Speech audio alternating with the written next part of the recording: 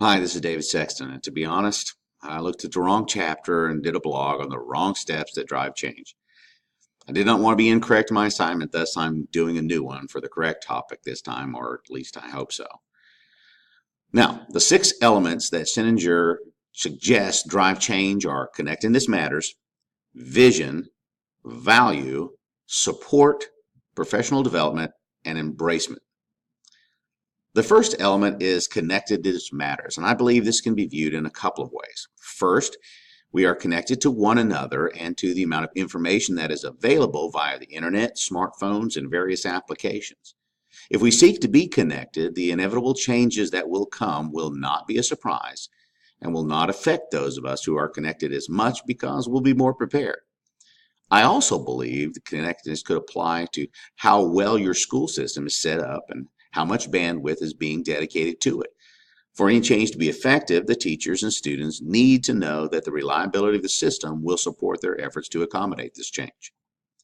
The second element is vision. The school where I work has a great vision statement. Liberty Christian Academy seeks to lead students to faith in Jesus Christ and develop young men and women who adhere to Christian worldview, and they are prepared to participate as godly members of home, church, and society.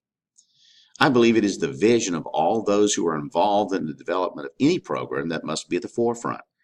Without it, it would be like wandering aimlessly. A good vision is like a lighthouse in the distance when traveling at sea and having comfort knowing that it signifies the destination. The third element is value. If something does not have value, we will discard it readily. Think, for example, many of our childhood toys that once were a gleam in our eye and are now stored in a box somewhere or totally disposed of.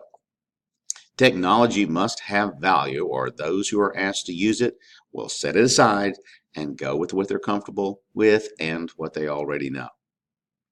The fourth benefit is support.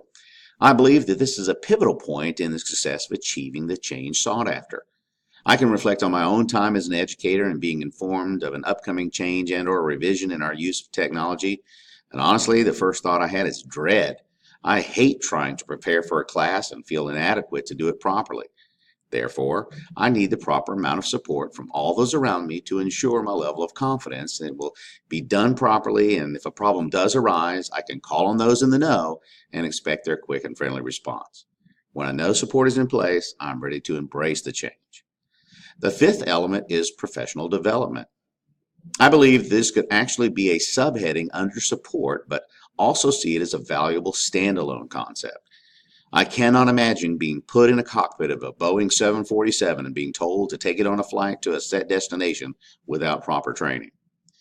Not only would I feel inadequate, but what about the people that are depending on me to take them where they want to go? That to me is the importance of professional development.